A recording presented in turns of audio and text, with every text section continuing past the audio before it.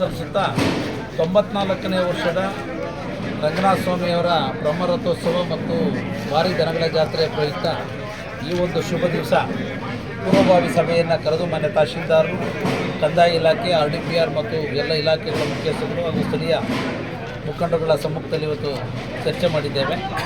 ಇವತ್ತು ಈ ವರ್ಷ ಯಾವುದೇ ದನಗಳಿಗೆ ಶುಲ್ಕವನ್ನು ವಿಧಿಸಬಾರ್ದು ಅಂತ ಕೂಡ ತೀರ್ಮಾನವನ್ನು ಮಾಡಿದ್ದೇವೆ.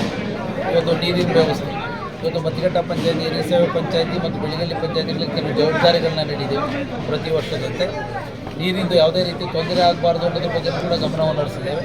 ಅದ್ರ ಜೊತೆಗೆ ಗ್ರಾಮೀಣ ಕ್ರೀಡಾಕೂಟವನ್ನು ಯಶಸ್ವಿ ನಡೆಸ್ತಕ್ಕಂಥದ್ದು, ಕೃಷಿ ವಸ್ತು ಪ್ರದರ್ಶನವನ್ನು ನೀಡ್ತಕ್ಕಂಥ ಒಂದು ಕಾರ್ಯಕ್ರಮ.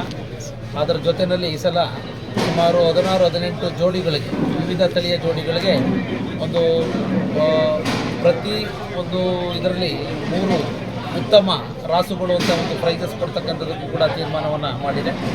ಅದ್ರ ಜೊತೆಗೆ ಮೇಲ್ಗಡೆ ರಂಗನಾಥ ಸ್ವಾಮಿಯ ಬೆಟ್ಟದಲ್ಲಿ ಕೆಲವು ಬಣ್ಣ ವಗೈರೆ ಆಗಬೇಕು ಅಂತ ಕೂಡ ಅರ್ಚಕರು ಹೇಳಿದ್ದಾರೆ, ವೃಂದದವರು ಹೇಳಿದ್ದಾರೆ. ಆ ನಿಟ್ಟಿನಲ್ಲಿ ಅದನ್ನು ಕೂಡ ನಾಳಿನ ಕ್ರಮ ವಹಿಸ್ತಕ್ಕಂಥದ್ದಕ್ಕೆ ಒಂದು ತೀರ್ಮಾನ ಕೂಡ ಮಾಡಿದೆ. ಈ ಜಾತ್ರೆಯಲ್ಲಿ ಶಿಸ್ತುಬದ್ಧವಾದಂಥ ಒಂದು ವ್ಯವಸ್ಥೆಯ ದೃಷ್ಟಿಯಲ್ಲಿ ಯಾವುದೇ ಜೂಜು ವಗೈರೆಗಳು ನಡೀಬಾರ್ದು ಅನ್ನೋದ್ರ ಬಗ್ಗೆ ಪೊಲೀಸ್ ಇಲಾಖೆಗೆ ನಿರ್ದೇಶನವನ್ನು ಮಾಡಿದ್ದೇವೆ.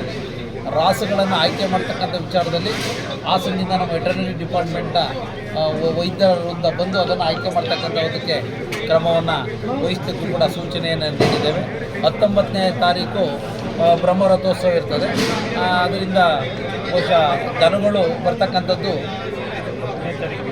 10ನೇ ತಾರೀಕಿಂದಲೇ ದನಗಳು ಬಂದಿಲ್ಲಿ ಇದು ಇತಿಹಾಸ ಪ್ರಸಿದ್ಧವಾದಂಥ ಜಾತ್ರೆ.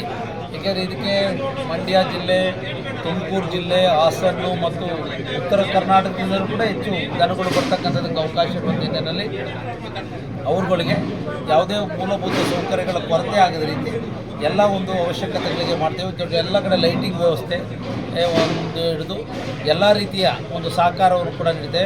ಆ ಸ್ವಾಮಿಯ ದಯೆಯಿಂದ ಈ ಒಂದು ರಥೋತ್ಸವ ವಿಜೃಂಭಣೆಯಿಂದ ನಡೆಯಲಿ ಅಂತ ನಾನು ಪ್ರಾರ್ಥನೆ ಮಾಡಿ, ತಾಲೂಕು ಕಡೆಯಿಂದ ನಾನು ಮಾನ್ಯ ತಹಶೀಲ್ದಾರರು ಎಲ್ಲ ಅಧಿಕಾರಿ ವರ್ಗ ಪೂರ್ಣ ಸಹಕಾರವನ್ನು ನೀಡುತ್ತೆ ಇರ್ತಕ್ಕಂಥದ್ದು ಹೇಳಲಿಕ್ಕೆ ಬಯಸ್ತೇನೆ. ನಮಸ್ಕಾರ.